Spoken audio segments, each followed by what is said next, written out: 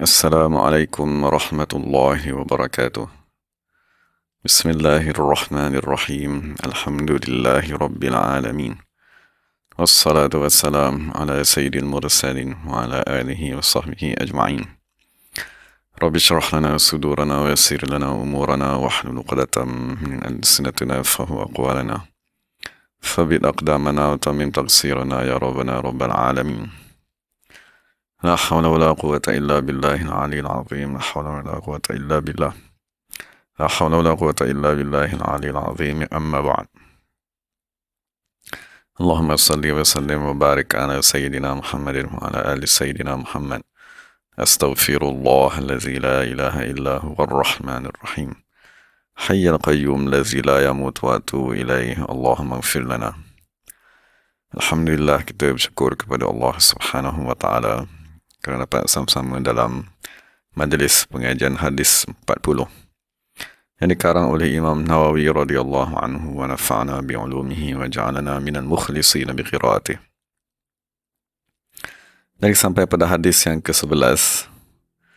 Dan kita bacakan nas hadisnya. An Abi Muhammad Al-Hasan ibni Ali ibni Abi Talibin Sibti Rasulillah sallallahu alaihi wasallam wa rayhanatih radhiyallahu anhuma qala hafiztu min Rasulillah sallallahu alaihi wasallam da' ma yaribuka ila ma la yaribuk. Rawahu Tirmidzi wa Nasa'i wa qala Tirmidzi hadithun hasanun sahih. Dan insyaAllah kita akan terjemahkan hadis ini bersama-sama dengan syarahnya yang ditulis oleh Imam Muhammad Ibn Abdullah Al-Jardani Dimyati dalam kitabnya Al-Jawahir Lu'lu'iyah. Jadi daripada Sayyidina Abil Hasan Abi Muhammad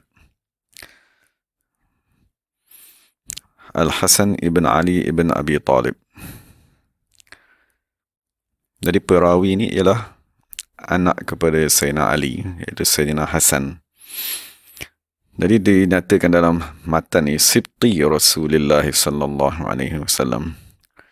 Jadi lafaz Sibti ini bermakna cucu. Tapi lafaz Sibti kebiasaannya digunakan pada cucu lelaki daripada anak perempuan. Sekiranya cucu lelaki daripada anak lelaki, kebiasaannya dipanggil Hafidun.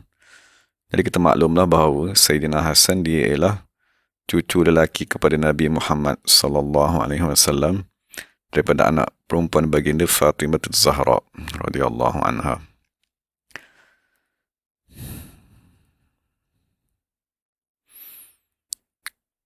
Dan kemudian dalam nas tadi nyatakan dia ada dua gelaran lah. Pertama sekali ialah Sibti Rasulillah, cucu lelaki daripada anak perempuan.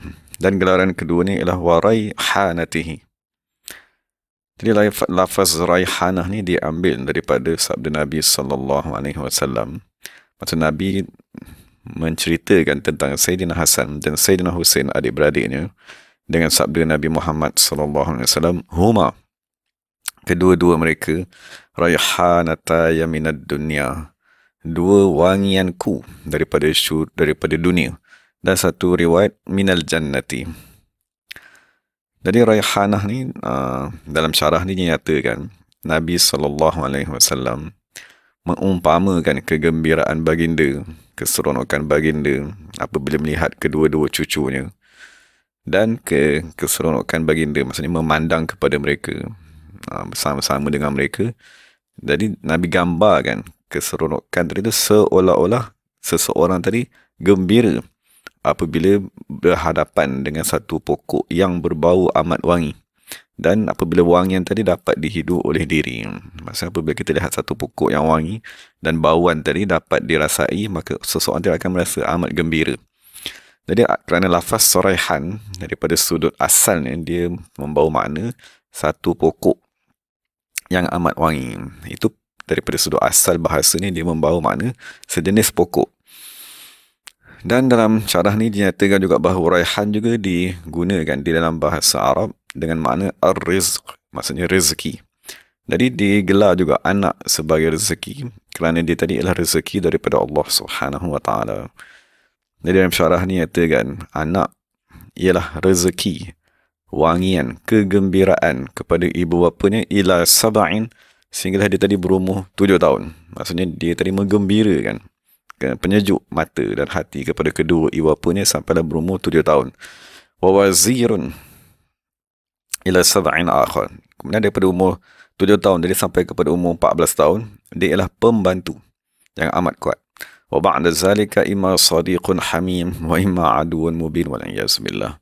Kemudian penulis kata dalam syarah ni, selepas daripada 14 tahun, anak tadi sama ada teman yang amat rapat ataupun musuh yang amat nyata. Jadi kita minta lindung daripada Allah Subhanahu Wa Taala. Jadi keadaan tersebut bergantung kepada pentarbiyahan ibu bapa tadi. Jadi kita sambung. Radhiyallahu anhu wa an abihi. Jadi dalam syarah ni dia akan menceritakan sedikit tentang riwayat hidup salah seorang daripada cucu baginda sallallahu alaihi wasallam, iaitu Sayyidina Al-Hasan. Jadi Sayyidina Al-Hasan dilahirkan di Madinah pada tahun ketiga daripada penghijrahan Nabi Muhammad sallallahu alaihi wasallam, dan dia ni lebih besar daripada adik-beradiknya, iaitu Sayyidina Husain, lebih besar setahun. Setengah riwayat mengatakan kurang dan setengah riwayat mengatakan lebih daripada setahun. Dan Nabi sallallahu alaihi wasallam mengazankan di telinganya semasa kelahirannya, dan Nabi menggelarnya dengan An-Naqi, maksudnya amat bersih, was-Sayyid, dan Nabi menggelarnya sebagai penghulu. Wa kannahu bi Abi Muhammad, dan Nabi sallallahu alaihi wasallam memberikan nama panggilannya dengan nama Abu Muhammad. Dan Nabi sendiri sallallahu alaihi wasallam menamakannya dengan Al-Hasan. Dan dinyatakan dalam syarah ni, nama Al-Hasan tidak pernah diketahui digunakan oleh mana-mana manusia di zaman jahiliyah. Begitu juga dengan nama Al-Husain, kedua-dua nama tadi tak pernah dipakai. Dan diriwayatkan daripada Al-Bara bahawa sesungguhnya dia berkata, aku melihat Rasulullah SAW meletakkan Sayyidina Al-Hasan di atas bahu baginda. Kemudian Nabi SAW berkata, wahai Allah Subhanahu Wa Taala, sesungguhnya aku amat mencintainya, maksudnya kepada cucunya tadi Al-Hasan, fa'ahibbahu, maka wahai Allah Subhanahu Wa Taala, cintailah cucuku ini. Dan telah sah dalam hadis Nabi SAW bersabda, siapa yang mencintaiku, maka hendaklah dia tadi mencintai Al-Hasan. Dan sampai kalau orang yang mendengar ungkapanku ini dan menyaksikannya kepada orang yang tidak hadir. Wahai Allah Subhanahu Wa Taala, sesungguhnya aku amat mencintainya, dan kau cintailah wahai Allah Subhanahu Wa Taala siapa saja yang mencintai Sayyidina Hasan, dan cintailah orang yang mencintainya. Nabi doakan ulang Nabi doa tadi selama 3 kali ya. Dan satu ketika diriwayatkan Sayyidina Abu Bakar As-Siddiq radhiyallahu anhu keluar daripada solat fajar setelah kewafatan Nabi Muhammad sallallahu alaihi wasallam beberapa malam, maksudnya setelah beberapa hari kewafatan baginda, dan Sayyidina Ali radhiyallahu anhu berjalan di sebelah Sayyidina Abu Bakar. Tiba-tiba Sayyidina Hasan, maksudnya cucu baginda tadi, melintas di hadapan Sayyidina Abu Bakar sedang bermain-main dengan pemuda, dengan kanak-kanak.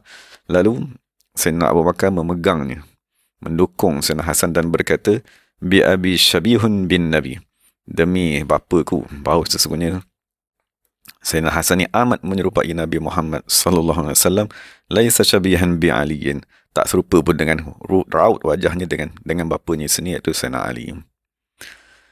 Dari dalam syarah nyatakan bahawa sesungguhnya Sayyidina Hasan radhiyallahu anhu dia adalah orang yang amat pemurah. Satu ketika dia mendengar satu orang manusia memohon, berdoa, meminta daripada Allah Subhanahu Wa Taala agar diberikan 10,000 dirham.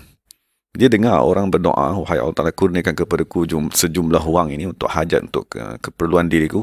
Maka serta-merta Sayyidina Hasan balik ke rumah dan menghantar duit tersebut kepada orang tadi.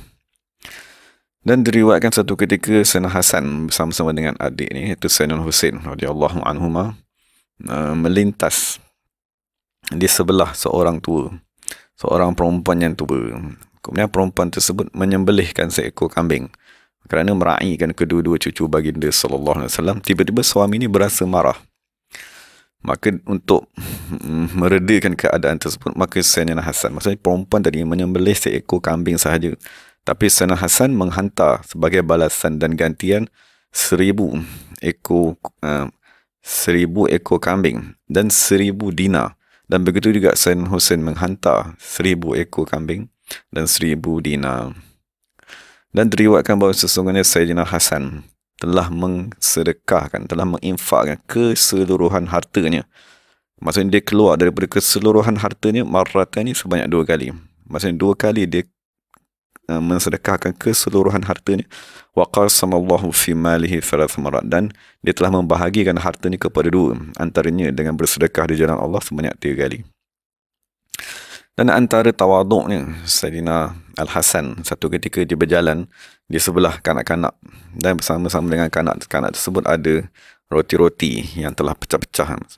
Lalu mereka memanggil Sayyidina Hasan untuk makan bersama-sama mereka. Lalu Sayyidina Hasan tadi turun dan makan bersama-sama dengan kanak-kanak tersebut. Dan satu ketika Sayyidina Hasan melintas di sebelah satu kumpulan orang miskin. Yang orang miskin tadi sedang meminta sedekah di tepi-tepi jalan. Dan mereka tadi sedang makan pecahan-pecahan roti di atas pasir. Dan Sayyidina Hasan tadi berada di atas tunggangannya. Lalu dia memberi salam kepada orang fakir miskin tersebut. Lalu mereka berkata, marilah bersama-sama kepada makan tengah hari bersama-sama kami, wahai cucu Rasulullah sallallahu alaihi wasallam. Maka Sayyidina Hasan berkata, ya, sesungguhnya Allah Subhanahu wa taala tidak suka kepada orang yang sombong.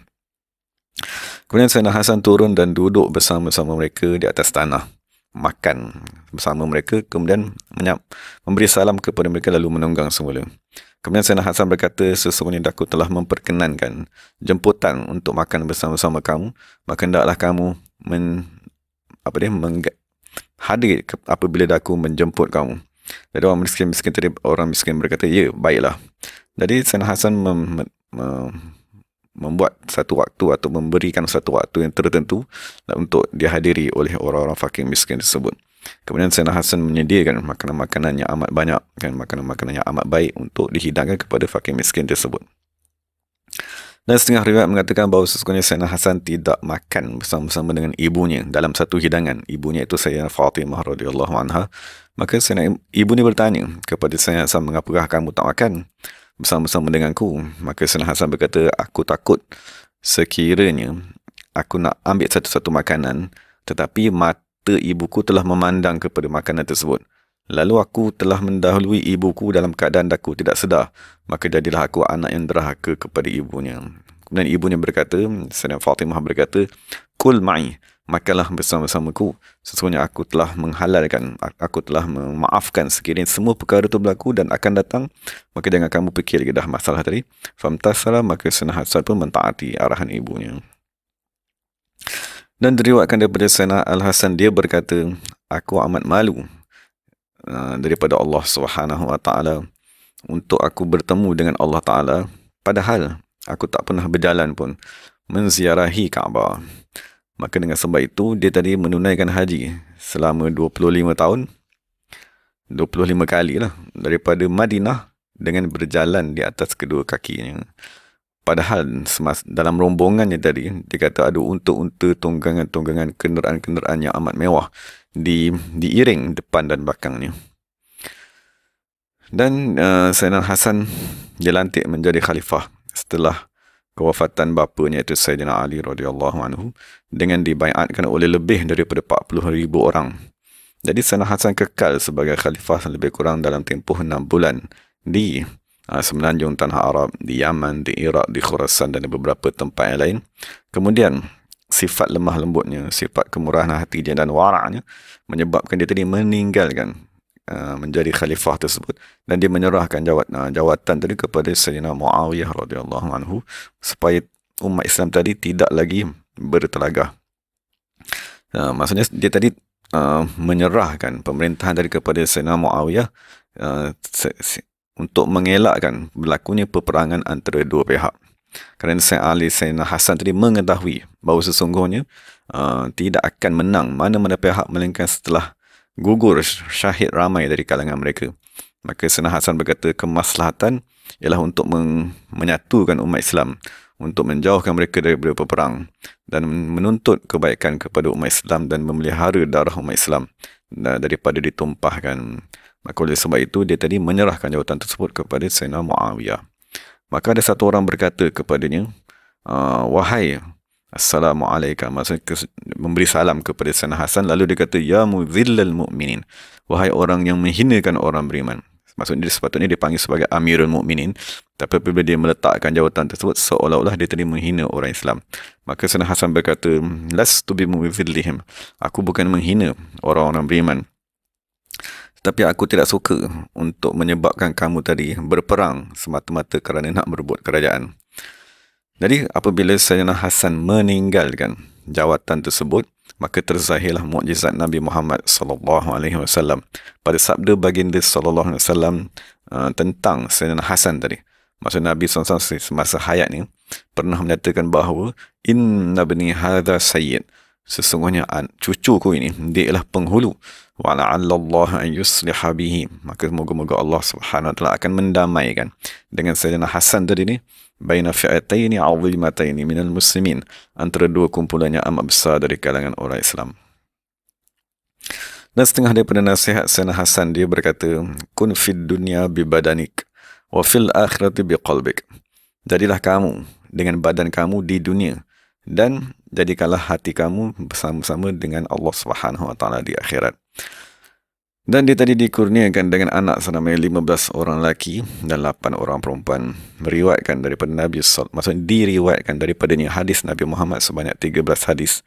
Dan nyatakan dia tadi meninggal dunia diracun oleh isterinya sendiri yang bernama Ja'dah bintul Ash'af. Maksudnya isterinya tadi ditawarkan dengan duit daripada salah seorang pembesar pada zaman tersebut, dan pembesar tadi berjanji akan bernikah dengan perempuan tadi sekiranya dia tadi berjaya membunuh suaminya, iaitu Sayyidina Hasan. Jadi dia memberikan lebih kurang 100,000 dirham. Lalu perempuan tadi pun melakukannya. Jadi setelah diracun suaminya tadi, maka Sayyidina Hasan pun sakit selama 40 hari dan meninggal dunia pada tahun 50 Hijrah, atas riwayat yang disetujui oleh ramai ulama. Dan apabila Sayyidina Hasan tadi hampir meninggal dunia, maka saudaranya itu Sayyidina Husain masuk menziarahinya dan berkata, wahai saudaraku, siapakah yang nak kita bertanggungjawabkan atas kematianmu ini? Maksud kami akan tangkap ni dan akan kisas ni. Maka berkatalah Sayyidina Hasan, sekiranya orang yang meracuniku ialah orang yang dah aku sangka, maka Allah Subhanahu wa taala lah yang akan membalasnya. Allah Maha berkuasa untuk menurunkan siksaan dan azabnya. Tapi sekiranya orang tersebut bukan orang yang sebenarnya, maksudnya aku salah sangka, maka aku tak suka seseorang yang tidak bersalah dibunuh kerana-ku. Jadi itu maksudnya Sayyidina Al-Hasan melepaskan sesiapa. Dia mengetahui dan dia melepaskan siapa yang menyebabkan kematiannya. Dan berkatalah Sayyidina Hasan kepada Sayyidina Husain, dia kata, sesungguhnya daku telah menghantar utusan kepada Sayyidatina Aisyah alaihissalam agar aku memohon agar aku tadi dikebumikan di rumahnya bersama-sama dengan Rasulullah sallallahu alaihi wasallam, dan Sayyidina Aisyah bersetuju. Jadi dia kata, sekiranya aku meninggal dunia, dia kata kepada adiknya Sayyidina Husain, tolonglah minta permintaan tersebut daripada Sayyidina Aisyah. Sekiranya dirinya redha, maka kebumikanlah daku di dalam rumahnya. Tetapi aku tidak akan kemudian adiknya berkata, cuma dia kata, aku menyangka bahawa pemerintah-pemerintah di zaman tersebut akan menghalang perkara tersebut. Maksudnya dia kata, pemerintah akan menghalang kamu, wahai adikku. Mereka tak akan membenarkan daku dikebumikan di rumah Sayyidina Aisyah.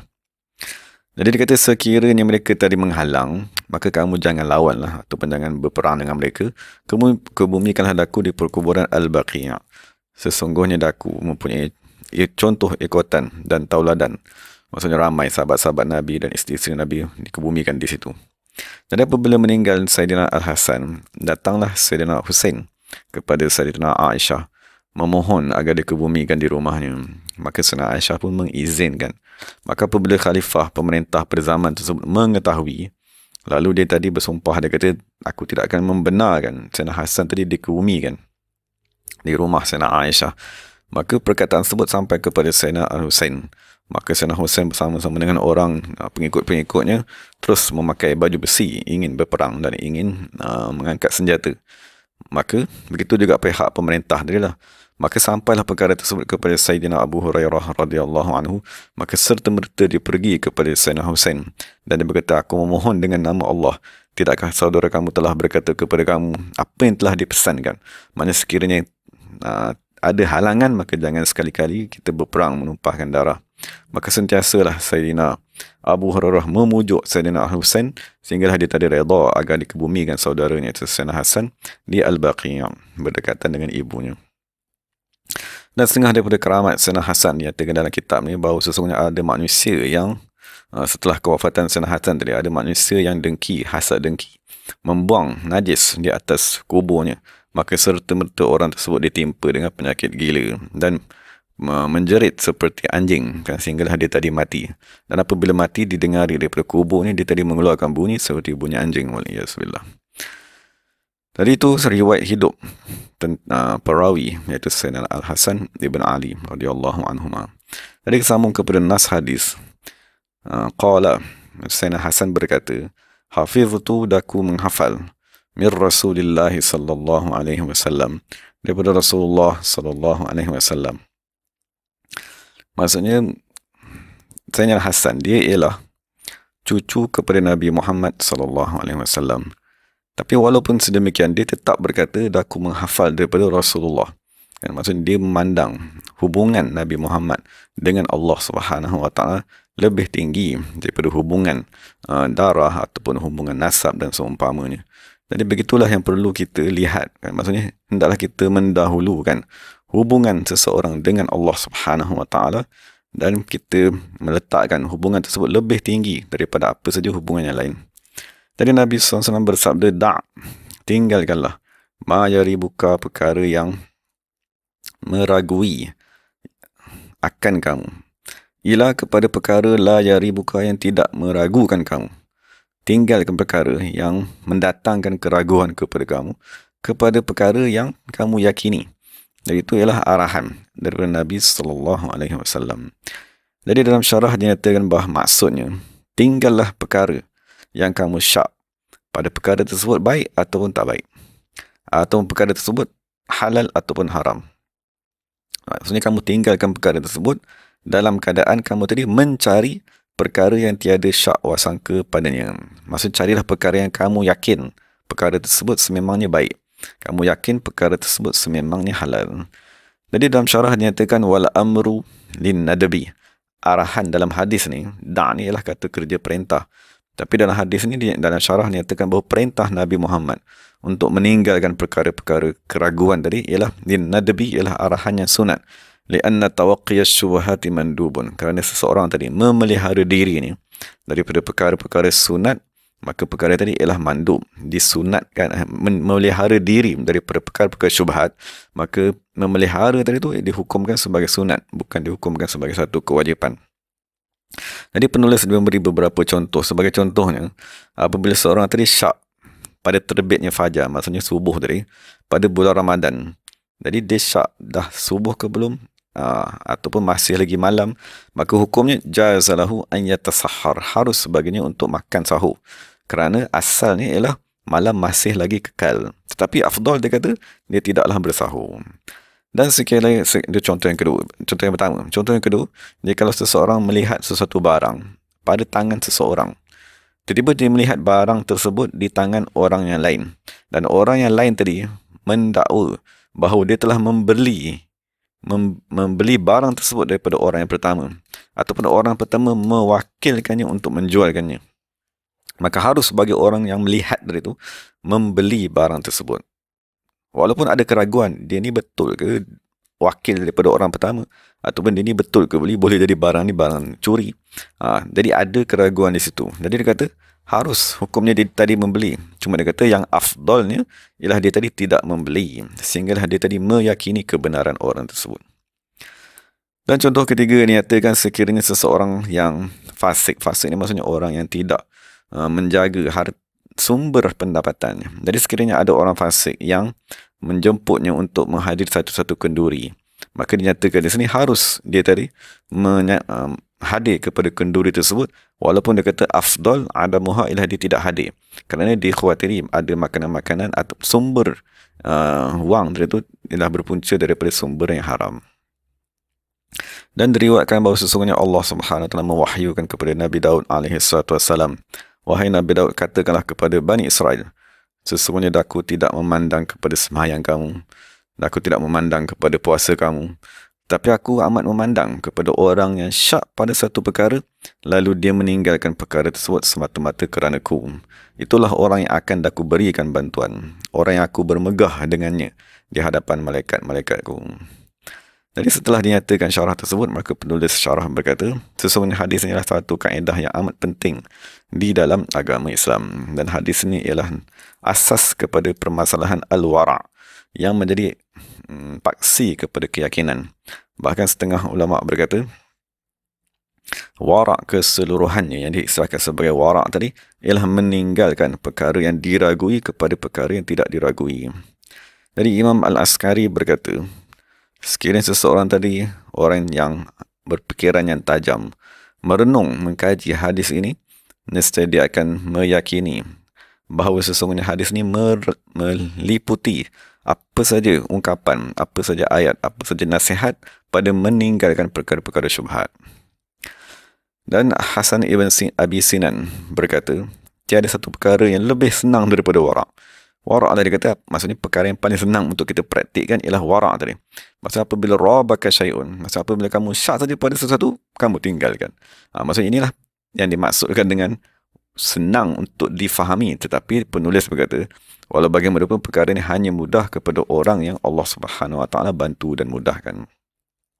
Jadi disebabkan masalah wara' tadi, maka Yazid ibn Zurai' dia tadi meninggalkan ataupun tidak mengambil harta warisannya ataupun harta pusaka yang diwarisi daripada bapanya. Bahkan harta tadi nilainya lebih kurang 500,000 dirham pada zaman tersebut. Jadi tidak mengambil harta tersebut kerana bapanya semasa hidup dia ialah orang yang bekerja dengan sultan-sultan ataupun pemerintah di zaman tadi. Kerana dia maklum, dia kata pemerintah di zaman tersebut ada menzalimi rakyat dengan bayaran-bayaran yang tidak sepatutnya. Dan ditanya kepada Ibrahim ibn Adham radhiyallahu anhu, mengapa kamu tak minum daripada air Zamzam, dia kata. Maka Ibrahim bin Adham berkata, sekiranya aku ada gayung, nescaya aku akan minum. Maksudnya Ibrahim bin Adham berkata, disebabkan gayung yang ada di tepi-tepi perigi Zamzam tadi ialah daripada harta sultan, maka harta tadi mempunyai syubhat, maka dia meninggalkan minum daripada gayung yang dibeli oleh sultan tadi. Dan satu ketika Imam Ahmad bin Hanbal dia menggadaikan satu bekas tembaga. Maksudnya dia letakkan bekas tembaga tadi kepada seseorang dan dia ambil duitnya untuk digunakan untuk berniaga seumpamanya di Mekah. Dan apabila dia dah ingin mengambil semula barang gadaian tadi, maka orang yang menyimpan tadi tu, dia mengeluarkan dua bekas yang hampir sama. Jadi dia nak cuba uji, dia nak tanya, ambillah yang mana satu yang kamu punya. Maka Imam Ahmad pun memandang, lalu dia kata, aku tak tahu mana satu yang aku punya. Maka dia kata, ambillah kedua-dua tu untuk kamu, dia kata. Maka tuan kedai tadi berkata, ini sebenarnya kamu punya bekas. Aku cuma nak test kamu saja. Maka Imam Ahmad berkata, aku tidak akan mengambilnya kerana telah datang syak wa sangka di dalam diriku, maka aku tinggalkan. Dan setengah ulama mengatakan bahawa sesungguhnya mengambil ataupun memakan, menggunakan perkara-perkara syubhat ni, yu'mi qulubal mu'minin, akan menyebabkan hati orang-orang yang beriman menjadi buta. Dan akan timbul ataupun akan terbit daripada makanan ataupun mengambil benda-benda syubhat ni akhlak-akhlak yang keji, yang bercanggah dengan akhlak orang-orang yang soleh. Dan diriwayatkan daripada Imam Ahmad bin Nasr Daqaq, sesungguhnya dia berkata, satu ketika aku berjalan tanpa tujuan, menjalan ke satu tempat. Tiba-tiba aku rasa amat haus dalam satu tempoh masa yang lama. Kemudian di tengah-tengah jalan tadi, aku bertemu dengan seorang tentera. Lalu tentera tadi memberikan aku minum dengan seteguk air.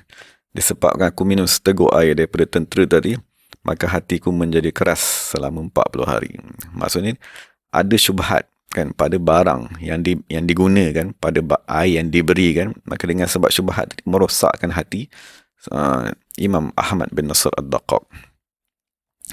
Dan diriwayatkan bahawa sesungguhnya satu ketika ada satu orang manusia, dia berniat menziarahi seorang wali Allah Subhanahu wa taala. Dan apabila dia sampai kepada rumah wali tersebut, dia melihat seorang pemuda keluar daripada rumah tadi dengan keadaan yang amat sombong. Ada tanda-tanda orang yang amat sombong, sehingga kan orang yang ziarah tadi itu memberi salam, orang yang keluar tadi tak menjawab pun salamnya. Jadi dia berasa amat hairan. Jadi dia bertanya, siapa ni pemuda yang keluar daripada rumah syekh ni? Maka orang berkata, itulah anak syekh, dia kata. Maka apabila datang syekh tadi, masa dia dah masuk rumah, syekh tadi keluar daripada bilik ni, maka dia memandang kepada syekh tadi, dia kata, syekh ni orang yang amat merendah diri, kerana orang yang amat sempurna akhlaknya. Maka dia menjadi lebih heran lagi. Maka dia pun bertanya pada dirinya, bagaimana pula syekh yang amat tawaduk, rendah diri ni boleh ada anak yang sebegini rupa? Maka dia bertanya kepada syekh tadi tentang permasalahan anak dia tadi. Maka syekh tadi berkata, jangan kamu berasa hairan. Sesungguhnya jadi syekh tadi cerita, sesungguhnya satu ketika aku berasa lapar dalam satu tempoh masa yang lama. Maka aku memberitahu tentang keadaan tersebut kepada jiranku. Maksud aku kata, aku tak ada makanan ni, ada apa-apa makanan tak?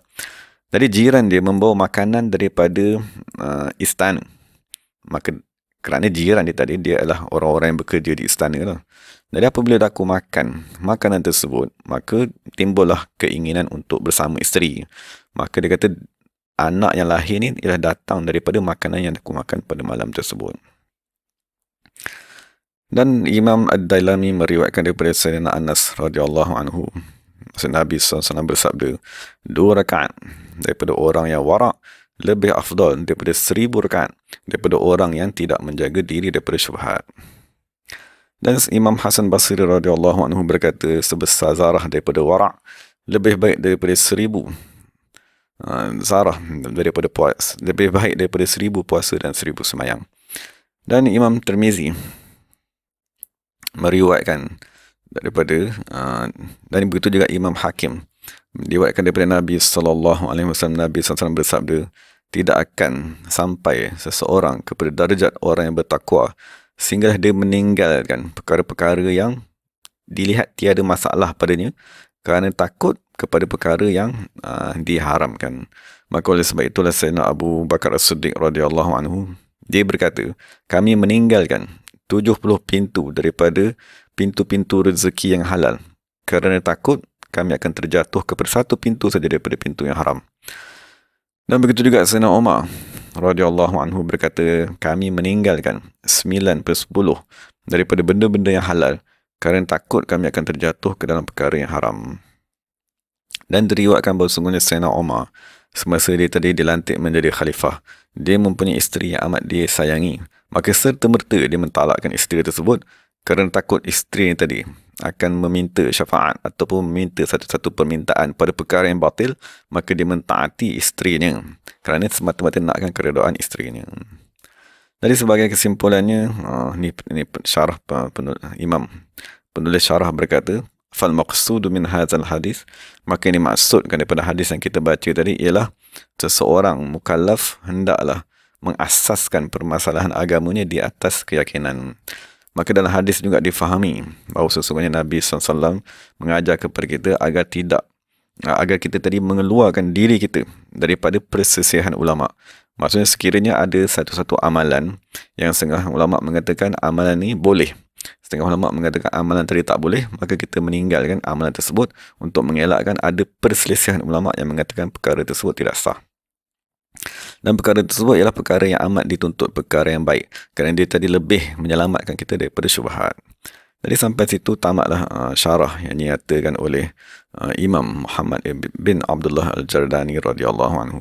Jadi hadis ini diriwayatkan oleh Imam Tirmizi dan Imam Nasai.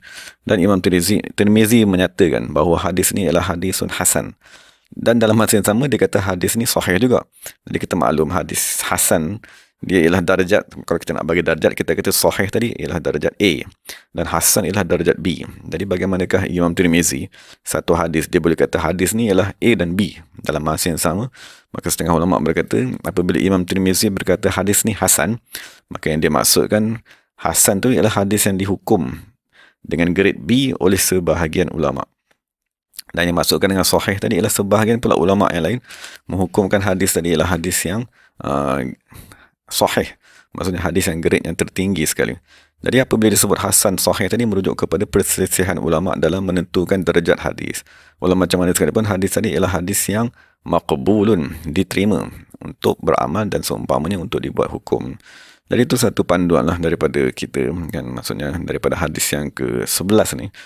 Sebagai penutupnya, maksudnya Nabi SAW nak mengajarkan kepada kita supaya mengelakkan keraguan, mengelakkan syak wasangka, mengelakkan kerosakan pada akidah tadi. Maksud sekarang ni kita maklum, apabila kita nak berjalan kepada Allah SWT, sebagaimana sahabat, apabila dia nak berjalan kepada Allah di zaman Nabi Muhammad SAW, dia mesti mempunyai keyakinan yang kuat kepada Nabi Muhammad SAW. Maka sebab itulah sekiranya dia mengucap asyhadu an la ilaha illallah wa asyhadu anna Muhammadar Rasulullah, sekiranya Muhammad Rasulullah tadi ada keraguan walaupun 1% sekalipun, maka penyaksiannya tidak sah. Maka perjalanannya kepada Allah SWT akan terhenti kerana ada keraguan pada pengakuan bahawa Nabi Muhammad ialah utusan daripada Allah SWT. Jadi begitulah yang nak diajarkan kepada kita hari ini. Apabila kita nak berjalan kepada Allah SWT, maka kita kena beriktikad kepada orang yang membimbing kita dari itu, dia ialah khalifah ataupun pewaris kepada Nabi-Nabi dan Rasul. Barulah kita tadi boleh mengikat diri kita dengan mereka untuk dibawa sampai kepada Allah SWT. Tapi sekiranya ada keraguan, betul ke, tak betul ke, boleh diterima ke, tak boleh diterima ke, atau syaitan mewas-waskan, perlu ke, tak perlu ke, maka keraguan tadilah yang akan menyebabkan hubungan tadi putus. Ditambah lagi dengan gangguan-gangguan dunia, syaitan, nafsu dan seumpamanya. Jadi, daripada sudut perjalanan kita kepada Allah SWT, pertama sekali ialah i'tiqad, keyakinan kita kepada wasilah untuk kita tadi sampai kepada Allah, perantaraan untuk kita sampai kepada Allah SWT, kerana Allah SWT sendiri yang mengarahkan kita tadi mencari wasilah untuk sampai kepadanya. Dan setelah kita berjumpa dengan wasilah tersebut, kita kena berpegang dengan yakin agar kita boleh sampai kepada Allah SWT. Jadi itu beberapa perkara yang boleh kita bincangkan daripada hadis yang ke-11 ni. Moga-moga Allah Ta'ala memberi kemanfaatan kepada kita, dan moga-moga Allah SWT menjauhkan keraguan daripada diri kita dan mengurniakan kepada kita keyakinan, keikhlasan, kebersihan hati, sangka baik dan seumpamanya. Jadi segala yang baik daripada Allah Subhanahu wa taala, segala salah silap daripada diri saya sendiri. Wa aqulu qawli hadza wa astaghfirullahal azim li wa lakum wa lisa'il muslimin wal muslimat. Assalamualaikum warahmatullahi. Bismillahirrahmanirrahim. Alhamdulillahirabbil alamin. Wassalatu wassalamu ala sayyidil mursalin wa ala alihi wa sahbihi ajma'in. Allahumma salli wa sallim wa barik ala sayyidina Muhammadin wa ala ali sayyidina Muhammad. Salatan tunjina biha min jami'il mihani wal yahni wal ahwali wal baliyat. وتسلمنا بها من جميع الفتن والأسقام والآفات والعاهات وتطهرنا بها من جميع العيوب والسيئات وتغفر لنا بها جميع الذنوب وتمحو بها عنا الخطيئات تقضي لنا بها جميع ما نطلبه من الحاجات ترفعنا بها عندك على الدرجات تبلغنا بها أقصى الغايات من جميع الخيرات في الحياة وبعد الممات يا رب يا الله يا مجيب الدعوات. اللهم احفظ شيخنا ومرشدنا والسيد شريف صباح الدين الحسن الحسيني، اللهم ارزقنا انواره ومدده وعلمه وسنة ادب معه ظاهرا وباطنا برحمتك يا ارحم الراحمين. ربنا اتنا في الدنيا حسنه وفي الاخره حسنه وقنا عذاب النار. سبحان ربك رب العزة عما يصفون وسلام على المرسلين والحمد لله رب العالمين. تقبل الله منا منكم. Terima kasih kepada sahabat-sahabat semua. Moga Allah Ta'ala pelihara kita. Assalamualaikum warahmatullahi wabarakatuh.